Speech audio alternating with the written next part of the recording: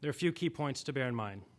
Poor or marginally subsistent individuals are highly vulnerable to exploitation due to economic desperation. Once acquired, victims are swiftly broken down through physical and psychological torture. Trafficking victims often undergo multiple stops in several countries where they are exploited, resold, and tortured. At each destination, victims are typically told they must work off the, quote, debt of trafficking them by having sex with up to 20 men per day. The accounting of these debts is invariably exploitive, involving deductions for living expenses and exorbitant interest rates. For others, no farce of debt repayment is provided. They are simply kept in a state of perpetual forced prostitution. Brothel owners often resell slaves to new exploiters. If the slave does not escape, the cycle of exploitation may never end. Even if they do escape, they often face the same conditions of poverty or vulnerability that led to their initial enslavement, resulting in one or more instances of re-trafficking. I talk in more detail in my book about some of these key factors, and I make an argument as to how we should most effectively abolish these crimes. I'd like to just distill some of the key points in the next few minutes. The crime of sex trafficking consists of two components: slave trading and slavery. Slave trading entails the acquisition, transport, and sale of the slave. This represents the supply side of the industry. Slavery entails the coerced sexual exploitation of the individual. This component represents the demand side of the industry. Combined, these two criminal acts constitute a very sophisticated business. Like any business, sex trafficking has retailers, wholesalers, distributors, and consumers. Like any business, sex trafficking is governed by the forces of supply and demand. Understanding sex trafficking like a business will help us design more effective tactics to abolish these crimes. To that end, there is a key thesis to bear in mind. The enormity and pervasiveness of global sex trafficking is driven by the ability to generate immense profits at almost no real risk. Let me start with the first part of that thesis, immense profits.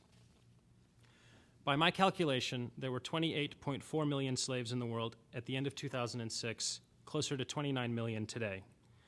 Even though sex slaves comprise only 4% of the total slaves in the world, those same slaves generate approximately 40% of all profits enjoyed by slave owners worldwide. To give you specific numbers, the exploitation of sex slaves for commercial sex generated profits of $35.7 billion in 2007. The profits generated by all forms of slavery was $91.2 billion. This makes slavery second only to drug trafficking in terms of global illicit enterprises.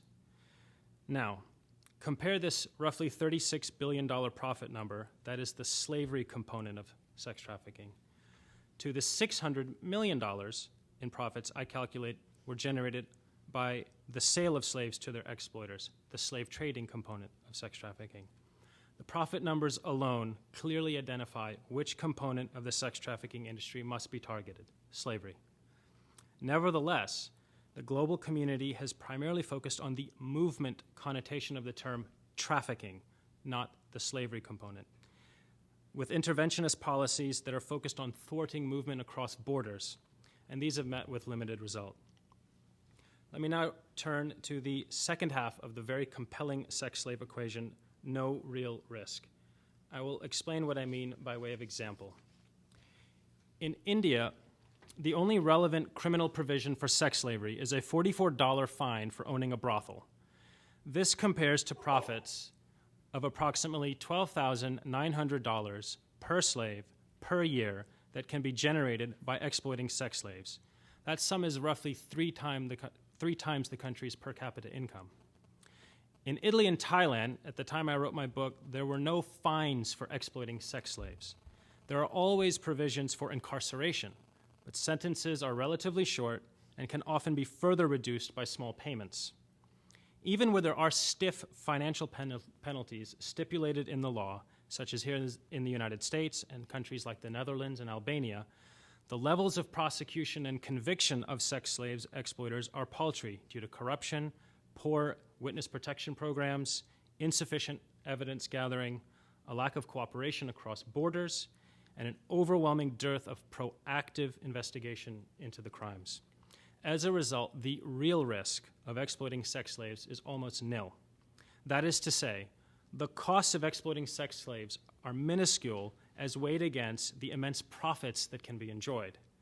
Bear in mind, an economic assessment of risk is crucial because at its essence, sex slavery, like all forms of slavery, is fundamentally an economic crime. It seeks to maximize profits by minimizing costs, in this case, the cost of labor. So what does this economic analysis tell us? I believe the most effective measures to eradicate the global sex trafficking industry are those that reduce aggregate demand for slaves among slave owners and consumers through an attack on the industry's immense profitability.